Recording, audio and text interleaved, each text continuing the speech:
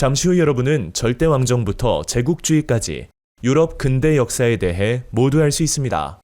자, 그럼 로빈의 기록을 시작합니다. 한국사는 로빈. 16세기에서 18세기의 유럽 각국에서는 강력한 왕권을 바탕으로 한 중앙 집권 체제가 발전하면서 절대왕정이 나타났습니다. 봉건 귀족은 절대왕정 아래에서도 여전히 사회적으로 특권을 누렸지만 정치, 군사적으로는 영향력이 약화되어 결국 왕에게 의존하게 되었습니다. 이처럼 절대왕정은 중세 봉건 국가에서 근대 국민국가로의 이행기에 나타난 과도기적 정치 형태이자 약화되고 있던 봉건 귀족 세력과 성장하고 있는 시민 세력 사이의 균형 위에 성립한 체제라고 할 수 있습니다. 이렇게 성립한 절대왕정은 기본적으로 군주에게 권력이 집중되어 군주가 큰 제약 없이 전권을 행사하는 정치 체제였습니다. 절대군주는 왕권을 강화하기 위해 국왕의 권력은 신으로부터 주어진 것이라는 왕권 신수설을 이용하여 절대왕정을 정당화하였으며 관료제를 실시하고 상비군을 육성하여 왕권을 뒷받침하였습니다. 또한 봉건 귀족들의 간섭을 피하고자 시민계층에서 관리들을 충원하였고 관료제와 상비군 운영에 필요한 막대한 비용을 마련하기 위해 조세제도를 정비함으로써 왕권 강화를 위한 재정적 기틀을 다졌습니다. 절대군주는 상공업에 종사하는 시민계층을 보호해주고 그들로부터 정치적 지지와 재정적 지원을 받았습니다. 이로써 시민계층은 더욱 성장하였습니다. 한편 절대왕정은 상업뿐만 아니라 상업의 기반이 되는 공업을 동시에 발전시켜야 한다는 중상주의 정책을 시행하였습니다. 중상주의 초기에는 금과 은 등을 국부의 원천이라 여겨 금과 은을 확보하는 중금주의 정책이 유행하였고 이에 수출을 장려하고 수입을 억제하는 무역 차익주의로 발전하였습니다.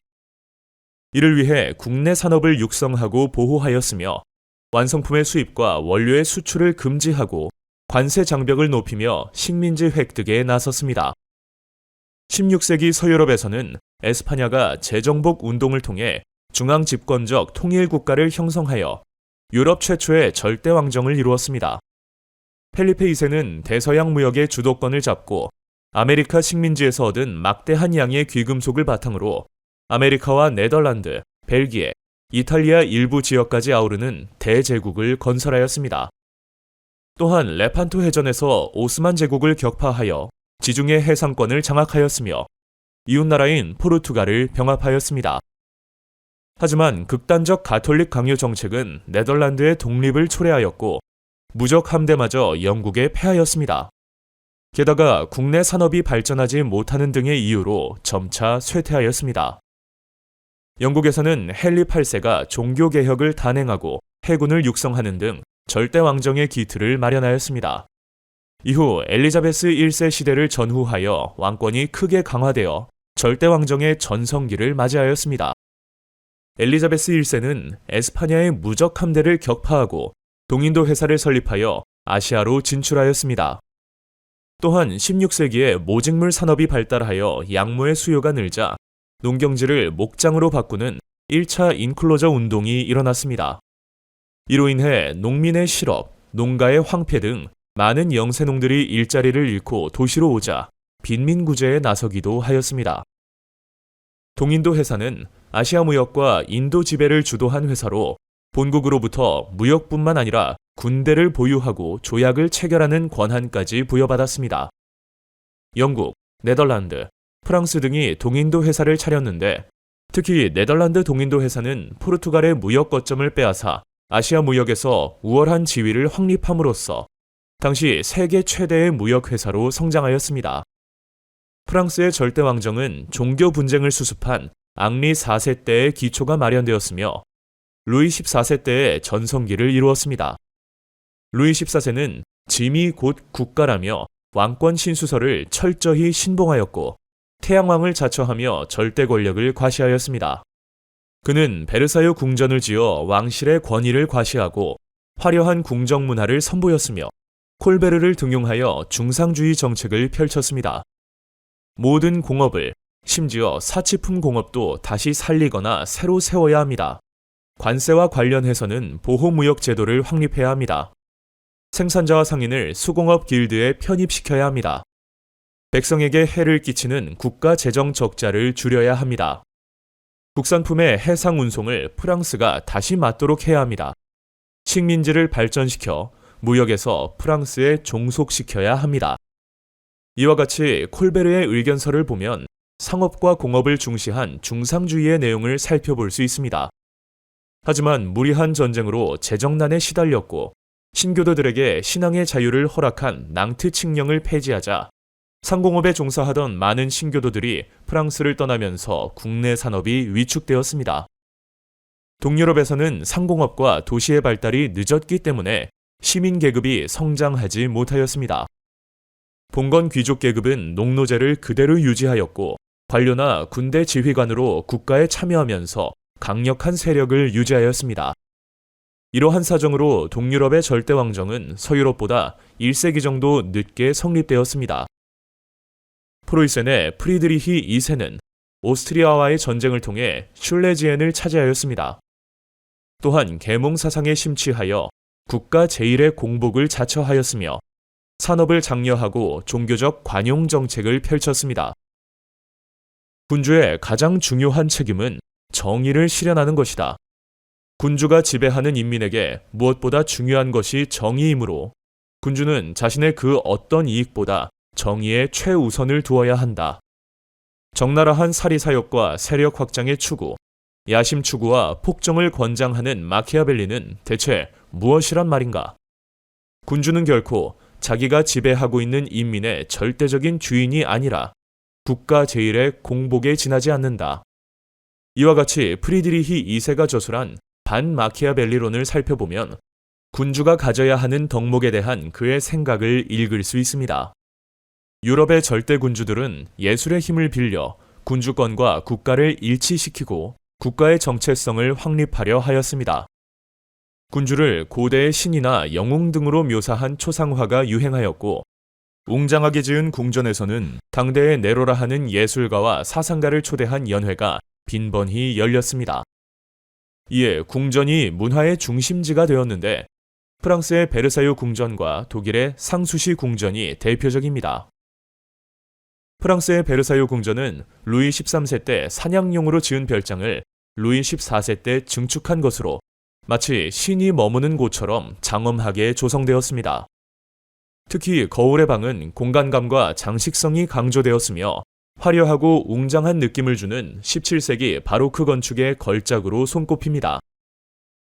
독일의 상수시 궁전은 프리드리히 2세가 베르사유 궁전을 모방하여 세운 궁입니다. 상수시는 프랑스어로 근심이 없다라는 뜻으로 섬세하고 우아한 18세기 로코코 양식을 대표하는 건축물입니다. 프리드리히 2세는 이곳에서 볼테르를 비롯한 계몽 사상가와 대화하며 계몽 사상의 영향을 받았습니다. 한편 오스트리아의 요제프 2세는 계몽 전제군주를 자처하며 내정개혁을 시도하였으나 보수적인 귀족의 반발로 큰 성과를 거두지 못하였습니다. 러시아는 17세기 말 퓨트르 대제 시기에 후진성을 극복하고 강대국으로 성장하였습니다. 퓨트르 대제는 직접 네덜란드와 영국 등 서유럽의 여러 나라를 돌아보고 그들의 선진 문화와 제도를 적극적으로 받아들여 내정 개혁과 군비 확장을 추진하였습니다. 그는 시베리아 경영에도 힘써 청과 네르친스크 조약을 맺고 국경선을 확정하였습니다. 또한 스웨덴을 공략하여 발트해로 진출하는 데 성공하였고 서유럽 문물 수용이 쉬운 곳에 위치한 상트페테르부르크를 수도로 삼았습니다. 18세기 말 예카테리나 2세는 계몽 전제군주를 자처하며 내정을 개혁하는 한편 프로이센 및 오스트리아와 함께 폴란드를 분할 점령하여 영토를 확장하였습니다. 그러나 동유럽의 절대 왕정에서는 봉건 귀족이 여전히 강력한 세력을 유지하고 있었고 계몽 사상의 영향을 받은 군주가 귀족을 관료와 군대 지휘관으로 등용하는 등 그들의 특권을 보장해 주었습니다. 이에 따라 영주권이 강화되었고 농노제 역시 그대로 유지되거나 오히려 강화되었습니다. 따라서 동유럽은 서유럽보다 산업화나 근대 시민사회로의 발전이 늦어졌습니다. 16, 17세기 유럽의 과학은 빠른 속도로 발전하였습니다. 중세 말까지 축적된 과학적 지식과 르네상스 시기 새롭게 조명된 고대 그리스 학문, 그리고 이슬람을 비롯한 동방의 기술을 수용한 결과였습니다. 망원경, 현미경, 기압계 등 과학기구가 발명되어 과학의 발전이 촉진되었고, 베이컨과 데카르트가 근대적 연구 방법론을 제시하면서 과학 실험과 과학적 사고 방식에 따른 연구가 이루어졌습니다. 베이컨은 실험과 관찰의 결과에서 출발하여 일반적인 결론을 도출하는 귀납법을 옹호하였고, 데카르트는 대전제에 근거해 개별적 사실에 관한 결론을 제시하는 연역법을 주장하였습니다. 코페르니쿠스는 천체의 회전에 관하여 라는 책에서 중세의 우주관이었던 천동설의 의문을 품고 지동설을 주장하였으며, 케플러는 화성이 태양을 타원형의 궤도로 운행한다는 것을 밝혀 코페르니쿠스의 지동설을 수정 및 보완하였습니다. 갈릴레이는 망원경을 만들어 태양과 달의 관측 결과로 지동설을 옹호하였고, 낙하 실험 등을 통해 새로운 운동 법칙을 발견하였습니다. 과학혁명의 성과를 종합한 인물은 뉴턴이었습니다. 뉴턴은 모든 물체는 서로 끌어당기는 힘이 있다는 만유인력의 법칙을 발견하여 우주가 움직이는 법칙을 보편적인 수학 공식으로 설명하였습니다. 나아가 모든 자연 현상을 필연적인 인과 법칙으로 설명함으로써 기계론적 우주관을 확립하였습니다. 나는 기술이 아니라 철학을, 인공적인 힘이 아니라 자연의 힘을 설명하고자 한다. 다시 말하면 운동 현상으로부터 자연의 여러 힘을 연구하고, 이렇게 알게 된 힘들로부터 다른 자연 현상들을 설명하는 것이다. 나는 우리가 다른 자연 현상들도 이렇게 역학적인 사고방식으로 설명할 수 있다고 믿는다. 이와 같이 뉴턴의 저서 프린키피아를 통해 그의 우주관에 대해 알 수 있습니다. 한편 의학 분야에서는 베살리우스가 인체 해부학의 토대를 마련하였고, 하비는 혈액순환의 원리를 발견하였으며, 제너는 종두법을 발견하는 등 다양한 성과가 이루어졌습니다. 이처럼 17세기를 전후한 시기에 일어난 과학의 발전과 세계관의 변화를 과학혁명이라 부릅니다. 과학혁명을 거치며 사람들은 점차 합리적인 사고를 존중하게 되었고, 이것은 훗날 계몽사상의 토대가 되었습니다. 과학혁명으로 촉진된 과학적 사고방식은 정치 권력의 형성 과정을 이해하는 데에도 적용되어 17세기에는 자연법 사상의 바탕을 둔 사회계약설이 나타났습니다. 자연법 사상은 자연계에 원리와 법칙이 있는 것처럼 인간 사회에도 보편타당한 형평의 원리가 있다는 것에 중점을 두었으며, 사회계약설은 개인들의 계약을 통해 국가가 출현한다는 주장입니다. 정치 권력이 존재하지 않는 자연 상태에서 인간은 서로 싸우는 전쟁 상태에 있다. 이를 벗어나기 위해 강력한 정부가 요구되므로 인간은 개인 행동의 자유를 지배자의 손에 맡기기 위한 일종의 합의나 계약을 하게 된다. 그러나 이 경우 지배자에게 무제한의 절대적 권력을 줘야 한다. 그렇지 않으면 사회는 또다시 만인에 대한 투쟁인 자연 상태로 돌아가기 때문이다. 이와 같이 1651년 리바이어던을 저술한 영국의 홉스는 정부가 존립할 필요성을 사회계약으로 설명하고, 사회를 유지하기 위해 강력한 정부, 즉 절대군주를 옹호하였습니다. 반면 로크의 생각은 달랐습니다. 자연 상태는 살기에 불편하므로 사람들은 공동 관심사인 사회와 정부를 세우기 위해 계약을 맺는다. 인간은 자연권인 생명, 자유, 재산의 권리를 가지고 있다. 인간은 이러한 모든 권리가 잘 보장되도록 정부를 세우는데 합의하는 것이다. 만일 정부가 자연권인 생명, 자유, 재산의 권리를 보장하지 않고 방자해진다면 물러나야 하며, 극단의 경우 혁명으로 타도할 수 있다. 1690년 시민정부론을 발표한 로크는 사회계약으로 수립된 정부가 생명, 자유, 재산 등 자연권을 지켜주지 못할 경우 국민은 정부에 저항하고 정부를 타도할 수 있다고 주장하였습니다. 18세기 유럽에서는 근대 과학과 정치 이론을 사회개혁에 적용하려는 계몽사상이 널리 퍼졌습니다. 계몽사상은 인간의 이성으로 낡은 관습과 미신을 타파하여 사회가 진보할 수 있다고 믿는 사상입니다. 계몽 사상가들은 이성의 소유자인 인간 개개인의 자유와 평등을 옹호하고 절대 왕정을 비판하여 시민혁명에 큰 영향을 주었습니다. 대표적인 계몽 사상가인 볼테르는 계몽 전제군주를 지지하였고 차이와 다양성을 인정하는 관용의 원리를 설파하였으며 신앙과 언론의 자유를 강조하였습니다. 몽테스큐에는 영국의 제도를 모범으로 여겨 입법, 사법, 행정의 삼권 분립에 입각한 정치 형태를 이상적인 체제로 제시하였습니다. 인간은 자연 상태에서 자유롭고 평등하지만 오직 본능에 따르기 때문에 개인의 자유와 재산을 보장할 수 없으므로 사회 계약을 맺는다. 인간은 계약을 맺음으로써 자연적 자유 대신 정의와 도덕에 따르는 법적 자유를 얻는다. 계약을 통해 구성된 국가의 주권은 전체로서 인민에게 있으며 전체 인민이 통치자라야 한다. 주권은 공공의 복리를 지향하는 초개인적 의사인 일반 의지의 산물이다. 이와 같이 루소는 사회계약론에서 사회계약에 따른 국가의 성립과 일반 의지에 따르는 국가 운영을 주장하여 자유, 평등, 국민 주권의 이념을 제시하였으며 국가 권력은 국민으로부터 나온다고 주장하여 프랑스를 비롯한 각국의 시민혁명에 사상적 기반을 제공하였습니다. 일반 의지란 자유와 평등을 지향하는 인민들의 의지를 뜻하며 공동체가 공동선을 추구하는 과정에서 구성원의 합의를 통해 정치 권력과 그 권력의 행사를 정당화하는 의지를 말합니다. 한편 디드로와 달랑베르는 당대의 과학적이고 실용적인 지식을 집대성한 백과전서를 편찬하였습니다.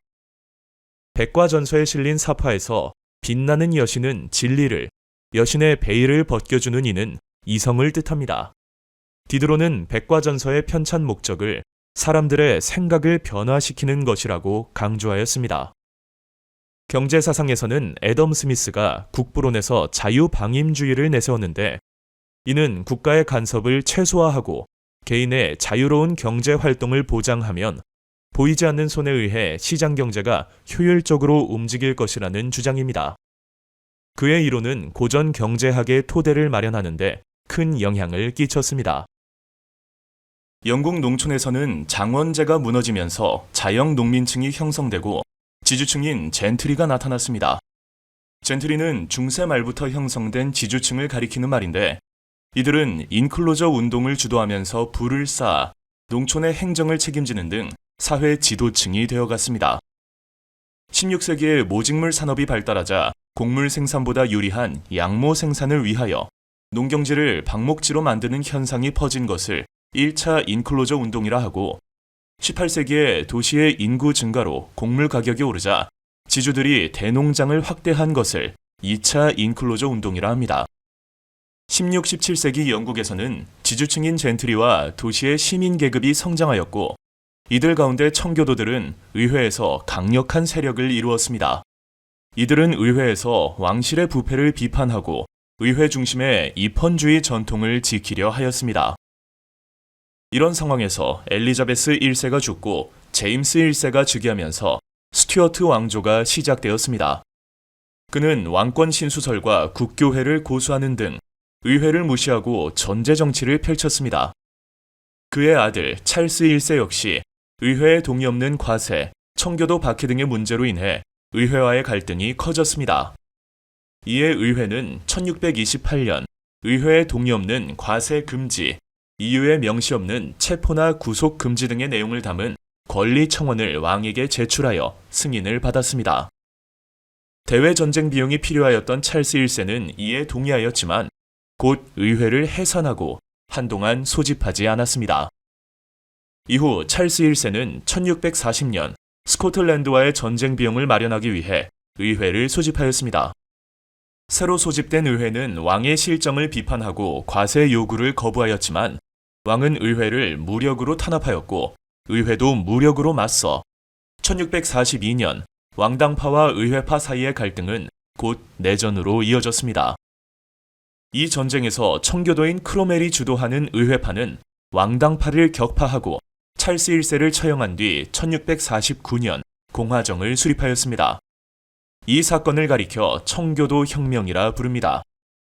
크로멜은 의회를 해산하고 호국경에 올라 청교도주의에 입각한 금욕적인 독재 정치를 펼치는 한편 왕당파의 거점이었던 아일랜드를 정복하고 항해법을 제정하여 해상무역을 이끄는 네덜란드에 타격을 주는 등 대외무역을 확대하였습니다. 하지만 그의 엄격한 독재 정치는 국민의 불만을 초래하였습니다. 항해법은 영국과 영국 식민지로 들여오는 수입품은 영국과 그 식민지 및 수출국의 선박을 이용하여 수송하도록 한 규정을 말하는데 당시 중개무역으로 많은 이익을 얻고 있던 네덜란드의 반발을 샀습니다.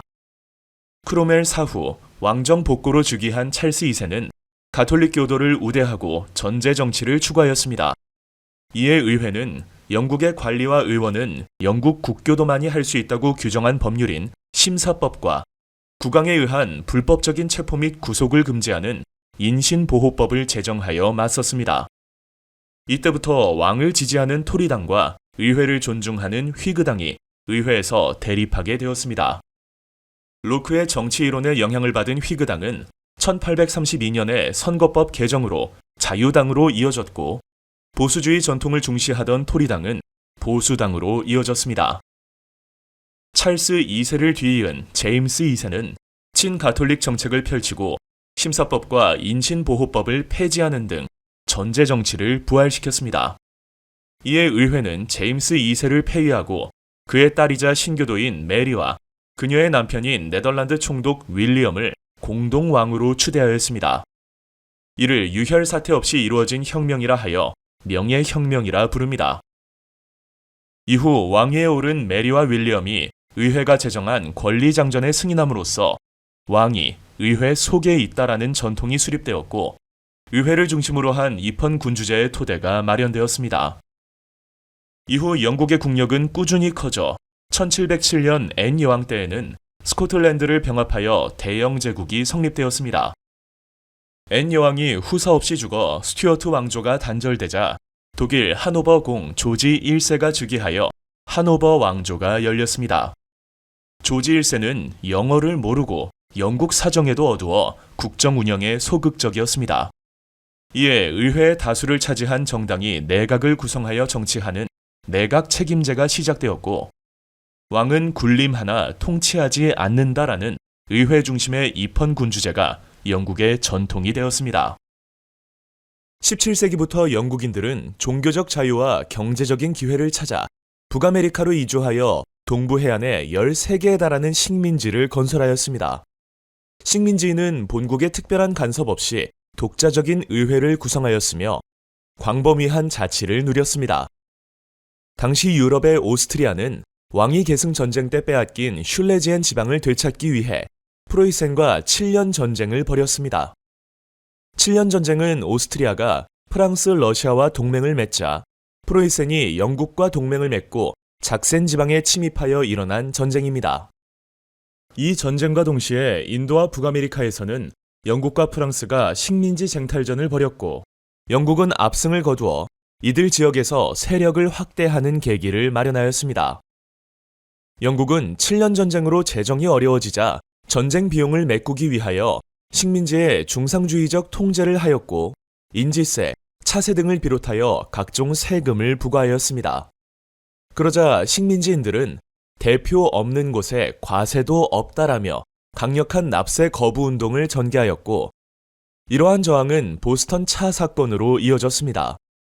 보스턴 차 사건은 북아메리카 식민지인들이 보스턴항에 정박 중이던 영국 동인도 회사의 상선을 습격하여 차 상자를 바다에 던진 사건을 말합니다.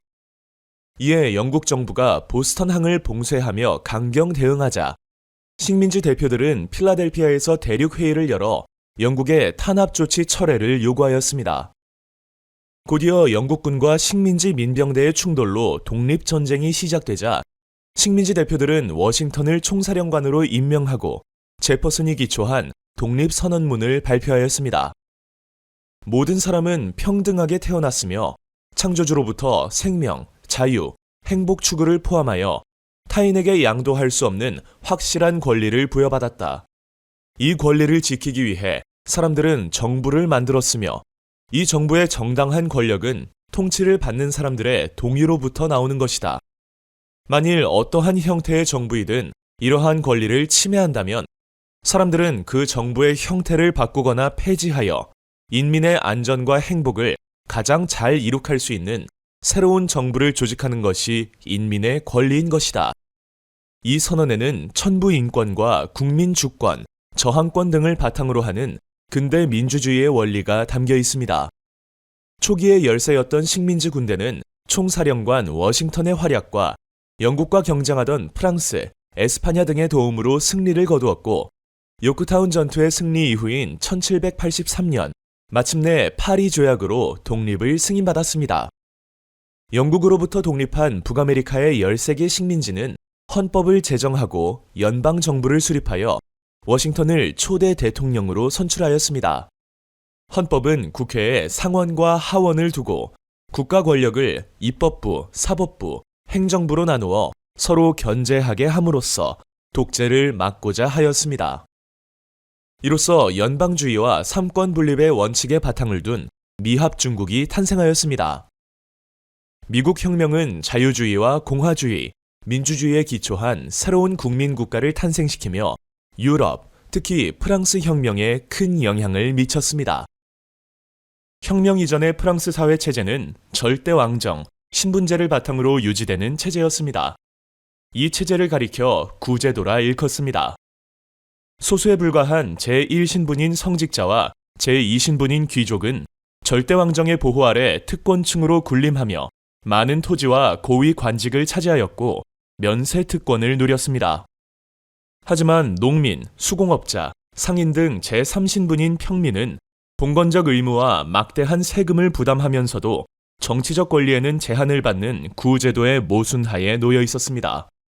이에 제3신분 중 상공업과 전문직을 통해 부를 축적한 시민계급은 계몽사상과 미국 혁명의 영향을 받아 구제도를 비판하고 자유와 권리를 누리고자 하였습니다.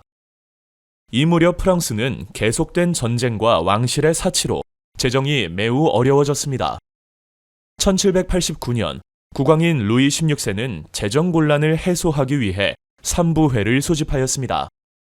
삼부회에 모인 세 신분의 대표들은 표결 방식을 놓고 대립하였습니다.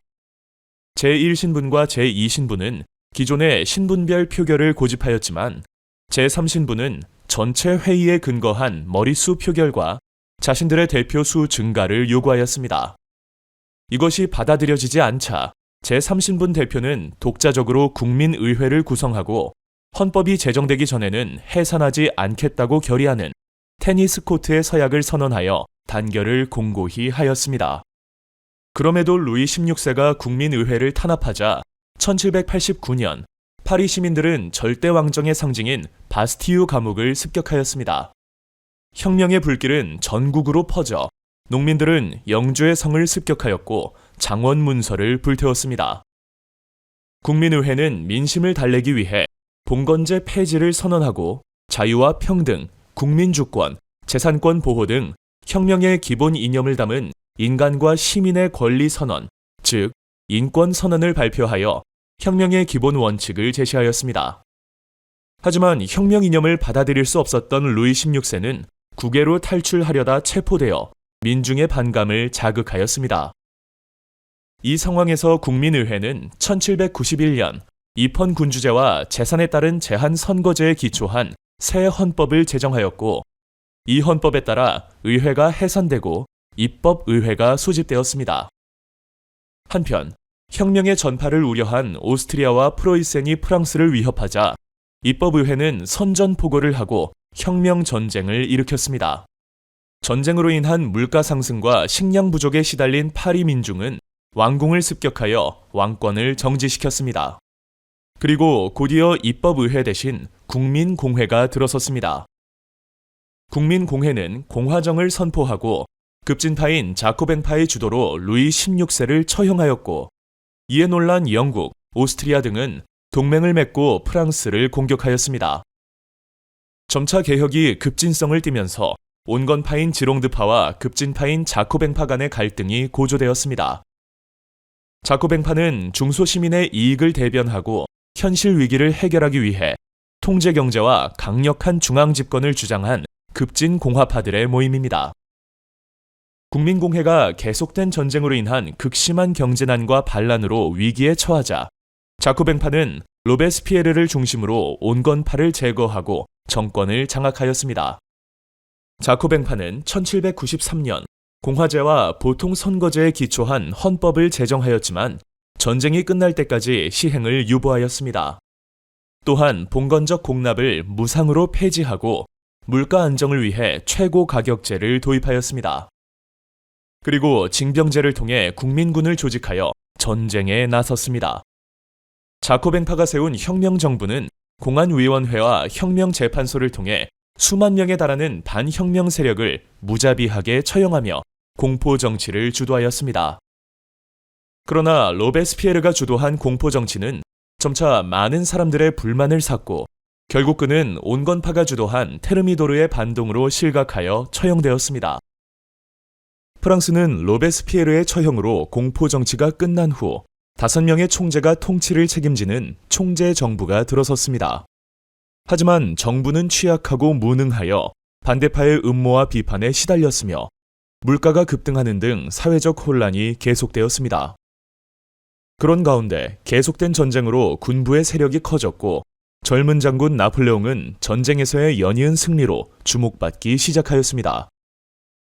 이후 나폴레옹은 쿠데타를 일으켜 총재정부를 무너뜨리고 통령정부를 구성하면서 스스로 제1통령이 되어 권력을 장악하였습니다. 이로써 사실상 프랑스 혁명은 끝을 맺었습니다. 프랑스 혁명은 봉건적 신분제를 타파하고 시민사회와 자본주의의 발전을 위한 토대를 마련한 전형적인 시민혁명이었습니다. 특히 혁명의 이념이 된 자유, 평등, 우애의 정신은 이후 민주주의 발전에 큰 영향을 주었습니다. 당시 유럽 각국은 프랑스 혁명이 국왕의 처형으로 이어지자 위기감을 느꼈고 이에 영국을 중심으로 오스트리아, 러시아, 스웨덴 등의 나라들은 프랑스 혁명 세력을 굴복시키기 위한 대프랑스 군사동맹을 맺었습니다. 이후 영국이 막강한 해군력을 동원해 프랑스 해상을 봉쇄하는 등 프랑스에 심각한 타격을 끼치자 나폴레옹은 오스트리아를 함락시키며 대프랑스 동맹을 무너뜨렸습니다. 이에 프랑스는 평화를 회복하였으며 나폴레옹은 혁명의 성과를 이어받아 프랑스 은행 설립, 산업보호정책 수립, 국민교육제도 도입 등 개혁을 추진하였습니다. 그리고 자유와 평등, 사유재산권 보장, 노동과 계약의 자유 등 새로운 시민사회의 규범을 담은 나폴레옹 법전을 편찬하여 법 앞에 국민의 평등을 보장하였고 이는 유럽 대부분의 지역으로 전파되어 각국의 근대 법전의 기초가 되었습니다. 그 후 나폴레옹은 국민투표에서 압도적인 지지를 얻어 황제에 즉위하였습니다. 황제가 된 나폴레옹은 프랑스의 팽창을 견제하려는 유럽 주변국들을 정복하고자 하였습니다. 나폴레옹은 다시 결성된 대프랑스 동맹과 전쟁하여 오스트리아와 프로이센, 러시아를 격파하고 신성 로마 제국을 해체하였습니다. 트라팔가르 해전에서 영국에게 패한 나폴레옹은 영국을 굴복시키기 위해 영국과 유럽 대륙의 교역을 금지한 대륙 봉쇄령을 내렸지만 큰 효과를 보지 못하였고 이를 어긴 러시아를 응징하기 위한 모스크바 원정 역시 추위와 굶주림으로 인해 실패로 끝나고 말았습니다. 그 후 대프랑스 동맹은 반격에 나서 프랑스 군대에 승리하였고 결국 나폴레옹은 유럽 연합군에 패배하여 엘바 섬에 유배되었습니다. 나폴레옹은 이듬해인 1815년 3월 다시 파리로 돌아가 황제에 즉위하였으나 워털루 전투에서도 패배하여 세인트 헬레나 섬으로 유배됨으로써 완전히 몰락하고 말았습니다. 나폴레옹이 유럽 각국에 끼친 영향은 매우 컸습니다. 혁명 뒤 집권한 나폴레옹은 프랑스 혁명의 업적을 유지, 계승하는 데 이바지하였을 뿐만 아니라 전쟁 과정을 통하여 전 유럽에 프랑스 혁명의 이념인 자유주의를 확산시켰습니다. 한편 나폴레옹에게 정복당한 독일과 이탈리아 등지에서는 프랑스의 지배에 대항하면서 민족의 단결을 주장하는 민족주의가 발전하기 시작하였습니다. 나폴레옹이 몰락한 후 유럽 각국의 군주들은 오스트리아의 재상 메테르니히의 주도로 빈에 모여 전후 처리와 새로운 유럽의 질서에 대한 회의를 열었습니다. 빈 회의에서는 정통성의 원칙에 따라 유럽 각국의 영토와 지배권을 프랑스 혁명 이전으로 되돌리고자 합의하였는데, 이는 프랑스 혁명의 이념 확산으로 인해 각국 군주의 지배권이 흔들릴 것을 우려하였기 때문이었습니다. 그 결과 자유주의와 민족주의 운동을 탄압하면서 보수적인 구제도와 질서를 지키려는 빈 체제가 성립하였습니다.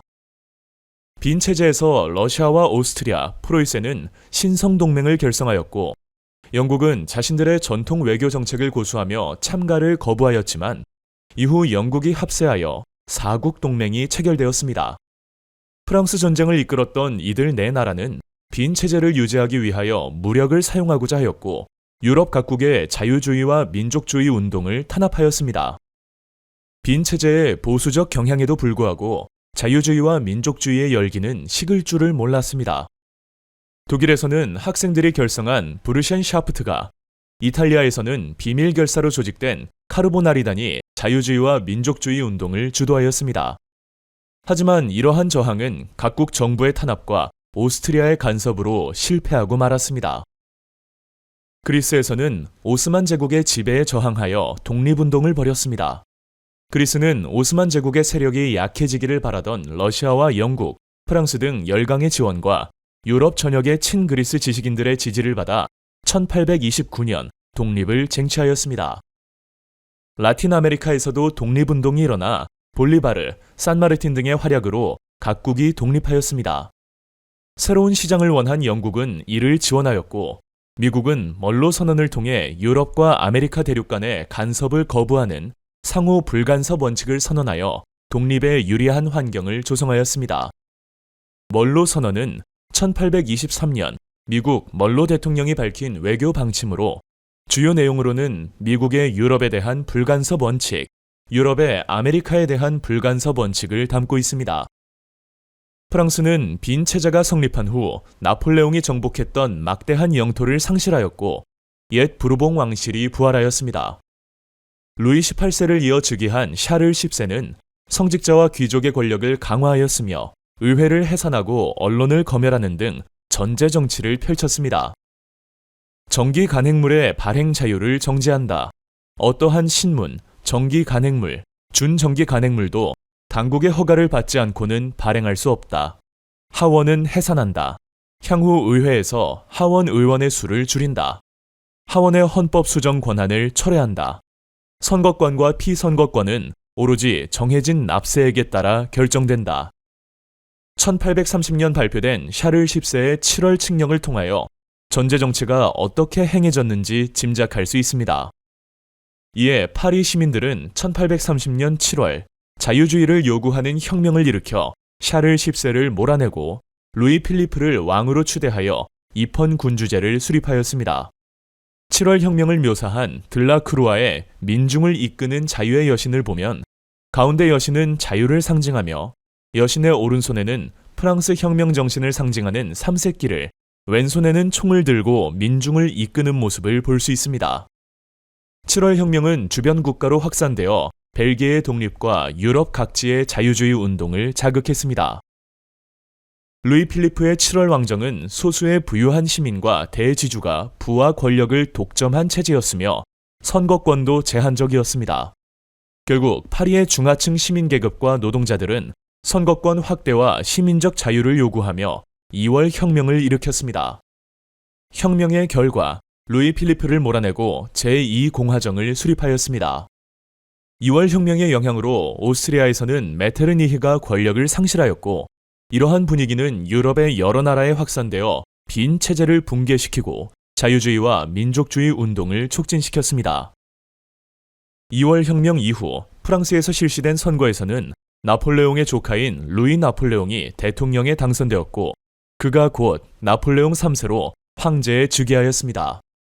그는 안으로는 경제 발전과 밖으로는 대외 팽창을 추구하며 독재 정치를 펼쳤습니다.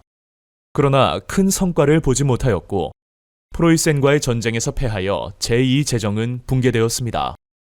한편 프로이센 군대에 포위된 파리에서는 사회주의자와 노동자들이 파리 코민이라는 자치정부를 수립하였지만, 프로이센에 협력하던 프랑스 임시정부는 제3공화정을 수립하고 파리 코민을 진압하였습니다.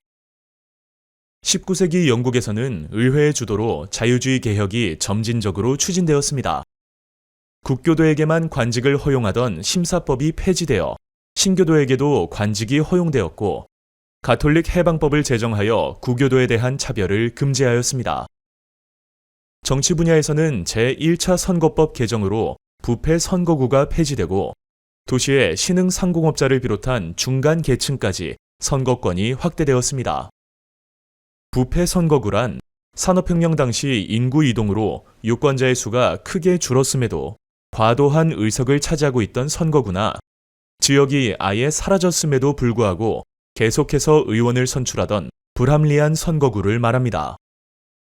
그러나 여전히 선거권을 받지 못한 노동자들은 정치적 권리를 쟁취하기 위해 인민헌장을 내걸고 차티스트 운동을 벌였습니다.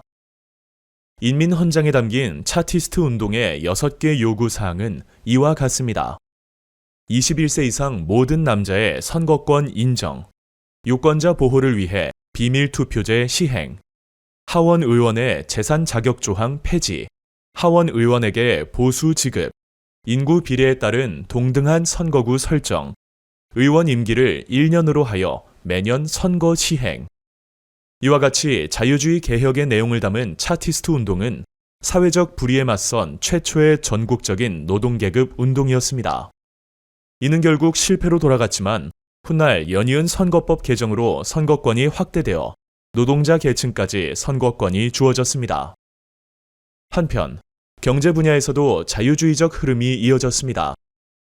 곡물법과 항해법이 폐지되어 국가 규제가 완화되었습니다. 수입 곡물의 양을 제한하거나 관세를 부과하여 국내의 지주를 보호하던 곡물법의 폐지는 산업 노동자에게 큰 도움이 되었고, 영국과 영국 식민지의 상품은 영국의 선박으로만 운송하게 하여 자유무역을 속박해왔던 항해법 역시 폐지되어 영국이 자유무역 체제를 확립하는 데 기초가 되었습니다. 이로써 영국은 자유주의적 경제체제를 수립하고 산업화의 성과를 바탕으로 세계 강대국으로 부상할 수 있었습니다. 19세기 러시아는 넓은 영토와 막강한 군사력을 보유한 강대국이었습니다.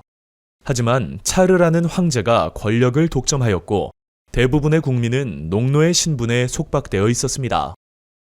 이 시기 러시아에서는 서유럽 자유주의 사상에 영향을 받은 젊은 장교들이 입헌 군주제를 지향하며 데카브리스트의 봉기를 일으켰지만 실패하였고, 대외적으로는 흑해 쪽으로 남하 정책을 추진하여 오스만 제국과 크림 전쟁을 일으켰지만 패하였습니다.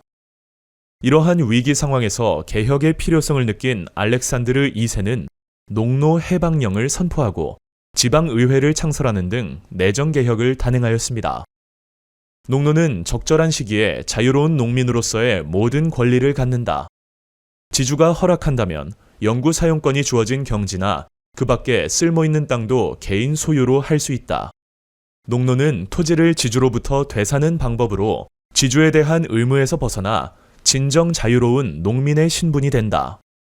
농노가 지주로부터 토지를 사들이는 가격은 지대의 15에서 20배로 그 대금의 80%는 정부가 대신 지급하고 농민은 이자를 붙여 49년간 나누어 갚도록 한다. 하지만 농노 해방은 농민들에게 실질적인 혜택을 주지 못하였고 차르의 전제 정치도 굳건히 유지되었습니다. 그러자 러시아의 나로드 니키라 불린 지식인들은 차르의 전제 정치에 맞서 혁명운동을 벌였습니다. 이들은 민중 속으로라는 뜻의 민중 계몽 운동인 브나로드 운동을 전개하였지만 이 역시 큰 성과를 거두지는 못하였습니다. 그러자 이에 실망한 일부는 무정부주의자가 되어 알렉산드르 2세를 암살하였습니다. 그 후 러시아에서는 모든 자유주의 운동이 철저히 탄압되었고 차르의 전제 정치는 오히려 강화되었습니다. 이탈리아 반도는 내부적으로 여러 왕국과 교황령 등으로 분열되어 있었고 외부적으로는 프랑스와 오스트리아의 간섭을 받고 있었습니다. 19세기 초 나폴레옹 전쟁은 이탈리아인들의 민족의식을 크게 자극하였고 이후 프랑스 2월 혁명의 영향을 받은 마치니와 가리발디 등 급진파가 민족 통일과 민주개혁을 추구하는 운동을 전개하였지만 실패하고 말았습니다. 이후 통일운동은 사르데냐 왕국을 중심으로 전개되었습니다. 사르데냐 왕국의 재상 카보우르는 산업을 장려하고 군대를 개편하는 등 통일의 기반을 다지는 한편 치밀한 외교 정책을 펼쳐 국가의 위상을 높였습니다. 이탈리아는 지금 매우 어려운 상황에 놓여 있습니다. 가리발디는 자신의 방식대로 나아가고 있습니다. 우리는 이 위기에서 벗어나 반동적인 사람들의 완고함과 공화주의자들의 어리석은 생각에도 불구하고 질서와 자유의 굳건한 기반 위에 우리의 국가를 건설할 것입니다. 당파 싸움으로 쉽게 흔들리지 않는 정직하고 강한 정부는 의회를 통해 이익을 얻을 수 있습니다. 이와 같이 카보우르의 의회 연설을 통해 이탈리아 통일운동에 대한 그의 생각을 엿볼 수 있습니다. 사르데냐 왕국의 재상 카보우르는 프랑스의 지원을 받아 1859년 오스트리아에 맞서 이탈리아 통일전쟁을 일으켰습니다. 그 후 롬바르디아를 비롯하여 차례로 중북부 이탈리아를 병합하였습니다. 한편 남부에서는 가리발디의 의용대가 시칠리아와 나폴리를 비롯한 본토 남부를 점령한 후 정복한 남부를 사르데냐 왕국에 바쳤습니다. 이로써 1861년 남북이 통일된 이탈리아 왕국이 탄생하였고 이후 이탈리아는 베네치아와 로마 교황령을 병합하여 통일을 완성하였습니다. 빈 체제 아래에서 40여 개 소국으로 분열되어 있던 독일은 프로이센과 오스트리아를 중심으로 여러 나라가 연방을 형성하고 있었습니다. 그러다 1834년 프로이센의 주도로 독일 네 나라들 사이에서 관세를 없애는 관세동맹이 결성되며 통일의 싹이 움트기 시작하였습니다. 이후 프랑스 2월 혁명의 영향으로 자유주의자들이 1848년 프랑크푸르트 의회에서 정치적 통일 방안을 논의하였지만 성과를 거두지 못하였고 통일운동의 주도권은 프로이센으로 넘어갔습니다. 프로이센의 재상 비스마르크는 철혈 정책이라 불리는 강력한 군비 확장 정책을 추진하였습니다. 이후 프로이센은 영토 문제를 둘러싸고 덴마크와 오스트리아를 상대로 벌인 전쟁에서 승리하여 북독일 연방을 창설하였습니다. 비록 빈약한 우리 몸보다 군비가 너무 무겁다 해도 그것이 우리에게 이롭다면 우리는 그것에 익숙해지려는 정열을 가져야 합니다. 독일이 당면 과제를 수행하기 위해 눈여겨보아야 할 것은 프로이센의 자유주의가 아니라 군비일 것입니다.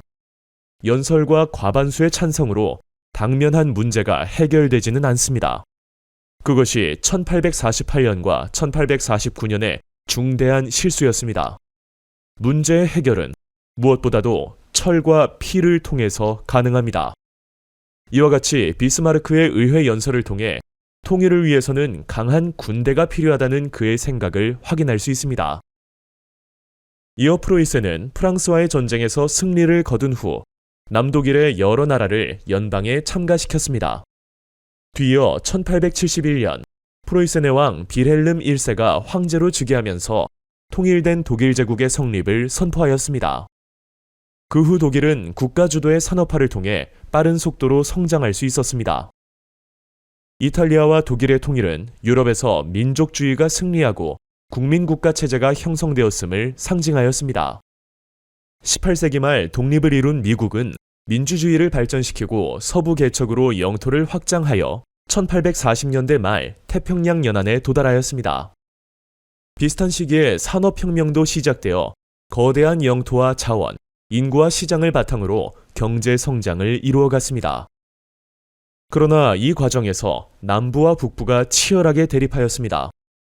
남부에서는 노예 노동을 이용하여 목화를 재배하는 대농장 경영이 발달하면서 자유무역론이 우세하였고, 북부에서는 임금 노동자를 이용한 상공업이 발달하면서 보호무역론이 우세하였습니다.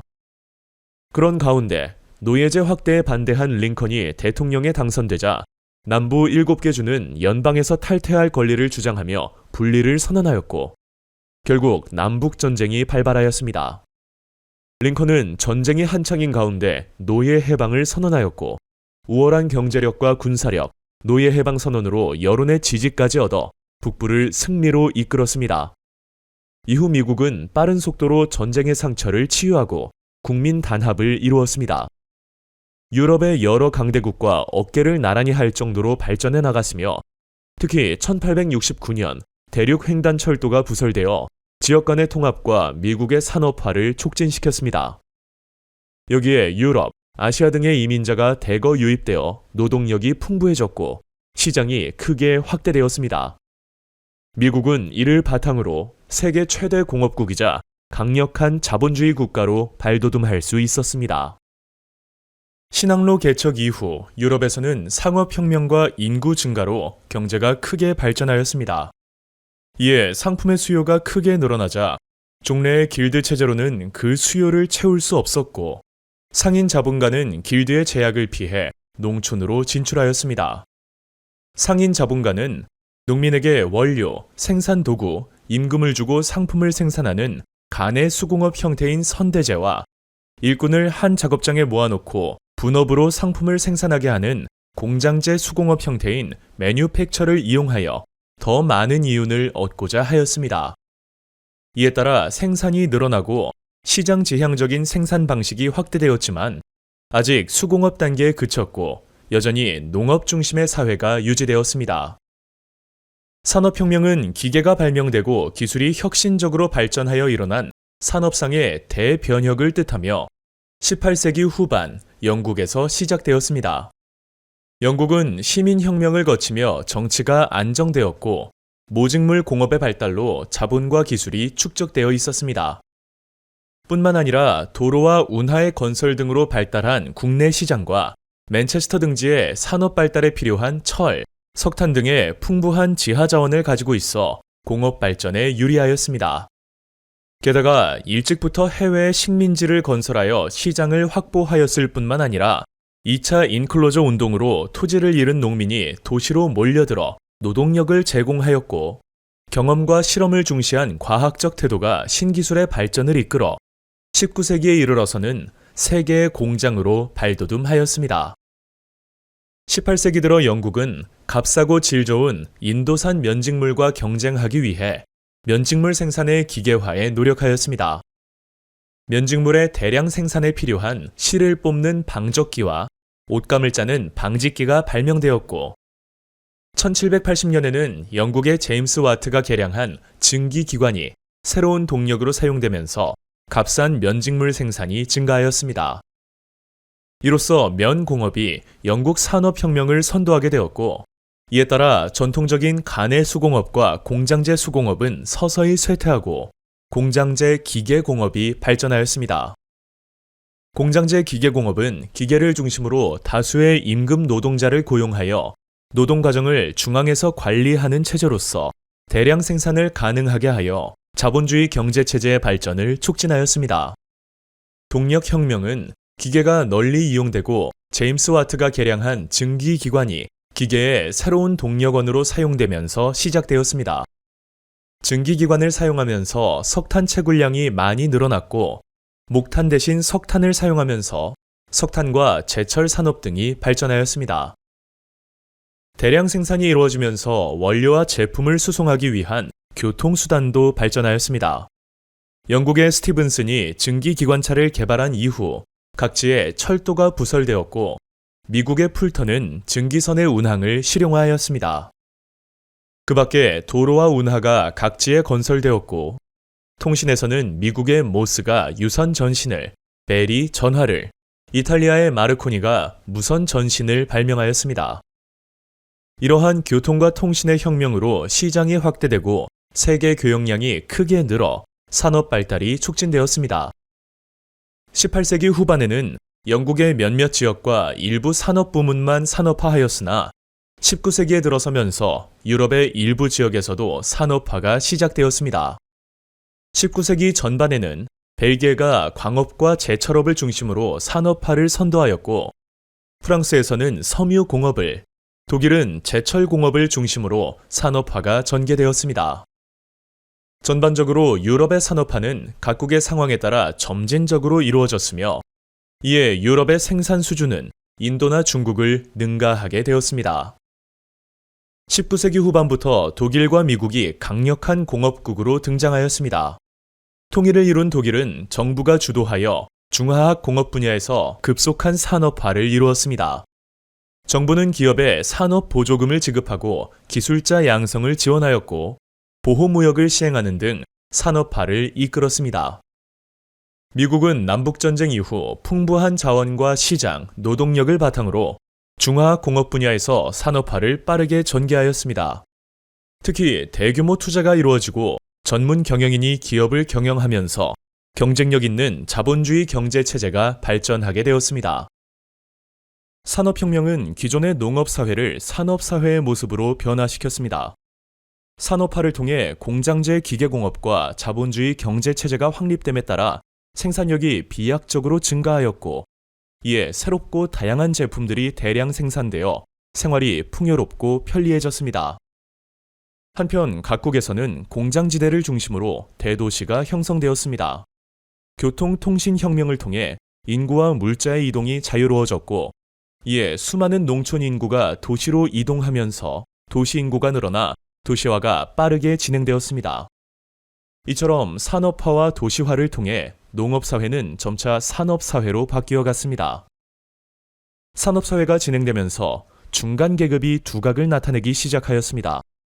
평민으로 태어난 중간계급은 산업자본가나 전문직 종사자로 자리를 잡았고, 자본력을 바탕으로 정치에 참여하며 사회 지도층으로 성장하였습니다.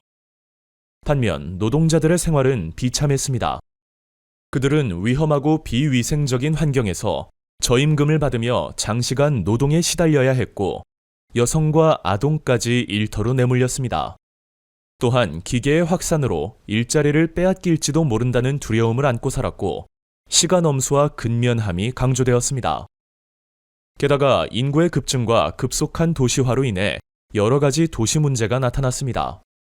도시 인구를 수용할 주택이 부족하였고, 상하수도를 비롯한 각종 위생 및 편의시설 역시 부족하여 사람들의 생활은 불편해졌습니다. 또한 각종 전염병이 유행하였으며 범죄에도 노출되었는데, 이러한 도시 문제는 가난한 노동자의 거주지에서 심각하게 나타났습니다. 지금 몇 살이고 언제부터 공장에서 일하였습니까? 올해 23살이고 6살 때부터 일했습니다. 하루에 몇 시간씩 일했습니까? 아침 5시부터 저녁 7시까지인데 바쁘면 9시까지 한 적도 있습니다. 일을 게을리하면 채찍질을 당했다는데 사실입니까? 예, 사실입니다. 다리의 장애는 어쩌다 생겼습니까? 방적기에 방추 멈추는 일을 하면서 다쳤습니다. 1830년 영국 의회에 제출된 아동 노동 실태 보고서를 통해 산업혁명 시기 어린 노동자들의 삶을 짐작할 수 있습니다. 노동자들은 실업과 저임금 등으로 야기된 자신들의 고통이 기계 탓이라 생각하여 러다이트 운동이라 불리는 기계 파괴 운동을 전개하였습니다. 하지만 공장주의 이익을 대변한 정부가 이를 탄압하여 실패하고 말았습니다. 이후 노동자들은 자신의 이익을 대변하는 노동조합을 결성하여 자신들의 근로조건을 개선하고 지위 향상을 위한 운동을 벌였습니다. 노동조합은 산업사회 이후 발생한 노동 문제를 해결하기 위해 노력하였습니다. 노동자의 참정권을 얻기 위해 정치권에 압력을 가하였고, 노동자들의 이익을 대변하는 정당을 지지하는 등 꾸준히 노동운동을 전개하였습니다. 그 결과 노동조합은 19세기 중엽 이후 노동자들의 대표로 인정받게 되었습니다. 산업화가 진행되면서 정부와 기업 역시 계급 갈등을 비롯한 각종 사회 문제를 해결하기 위해 타협점을 찾기 시작하였습니다. 영국에서는 공장법이 제정되어 아동의 노동 시간을 제한, 아동에 대한 의무교육 실시, 공장 감독관 설치 등 노동자 인권에 대한 보호와 노동 환경에 대한 규제를 시작하였습니다. 경제 성장의 결과를 나누는 문화도 확대되었습니다. 기업의 이익을 노동자에게 나누어 주어 노동자 역시 물질적 혜택과 정치적 권리를 얻을 수 있었고, 그 결과 산업 노동자의 생활 수준이 점차 개선되었습니다. 한편 산업혁명 이후 빈부격차가 심해지고 노동 환경이 열악해지자 일부 지식인들 사이에서는 자본주의 경제체제를 근본적으로 비판하는 사회주의 사상이 등장하였습니다. 사회주의자들은 공장이나 토지와 같은 생산수단을 자본가의 독점 없이 공동으로 소유하면 빈부격차를 없앨 수 있다고 주장하였습니다. 초기 사회주의 사상가인 프랑스의 생시몬과 영국의 오원은 경쟁 대신 협동을 중요시하였고 이상적인 공동체를 강조하였습니다. 이에 비해 마르크스와 엥겔스는 현실의 문제점에 대한 과학적 분석을 통해 사회주의 사회로의 이행을 위한 방법이 도출될 수 있다는 과학적 사회주의를 주장하였으며, 자본가와 노동자 사이의 계급 투쟁을 통해 평등한 공산주의 사회가 도래할 것임을 주장하였습니다. 이들의 주장은 노동자와 지식인의 지지를 얻었으며 유럽 여러 나라의 사회주의 운동에 큰 영향을 끼쳤습니다. 19세기 후반 서양 열강은 산업화를 거치며 자본주의 경제를 크게 발전시켰습니다. 이들은 군사력과 경제력을 앞세워 약소국을 식민지로 삼아 지배하였는데, 이러한 서양 열강의 대외 팽창 정책을 제국주의라 합니다. 중화학공업에서 대량 생산이 이루어지자 유럽 열강은 값싼 원료와 노동력을 손쉽게 얻고 국내 상품을 수출할 새로운 소비 시장과 잉여 자본의 투자처 등을 찾기 위해 대외 팽창에 나섰습니다. 19세기 후반에 출현한 제국주의는 당시 유럽에 퍼져 있던 민족주의와 결합하였습니다. 유럽인들은 대외 팽창이 경제적으로 큰 이득일 뿐 아니라 실업 등의 국내 문제를 해결하고 민족의 자존심과 권위를 세워주는 수단이라 생각하여 이를 적극적으로 지지하였습니다. 제국주의는 우수한 인종만이 생존하고 열등한 인종은 도태된다라는 다윈의 진화론을 사회에 적용한 사회진화론과 식민지를 문명화한다는 명분을 내세우며 전개되었습니다. 이러한 명분은 백인종이 황인종, 흑인종보다 우월하다고 인식하는 인종주의로 이어졌으며, 이는 유럽 국가가 비유럽 국가를 지배하는 것을 정당화하는 데 이용되었습니다. 신항로 개척 이후 서양 열강은 아프리카 서부 해안에 진출하여 노예 무역, 황금 무역을 통해 많은 이익을 얻었습니다. 그 후 19세기 무렵 탐험가 리빙스턴과 스탠리에 의해 아프리카에 산업화에 필요한 막대한 자원과 시장 잠재력이 있다는 것이 알려지자 서양 열강은 앞다투어 아프리카에 진출하기 시작하였습니다. 아프리카 분할을 주도한 나라는 영국과 프랑스였습니다. 영국은 이집트의 카이로에서 남쪽의 케이프타운을 잇는 아프리카 종단 정책을 추진하였고, 프랑스는 이에 맞서 알제리를 거점으로 사하라 사막에서 마다가스카르에 이르는 아프리카 횡단 정책을 펼쳤습니다. 결국 영국과 프랑스는 파쇼다에서 충돌하였지만 영국은 이집트를, 프랑스는 모로코를 점령하기로 합의하며 사건은 일단락되었습니다.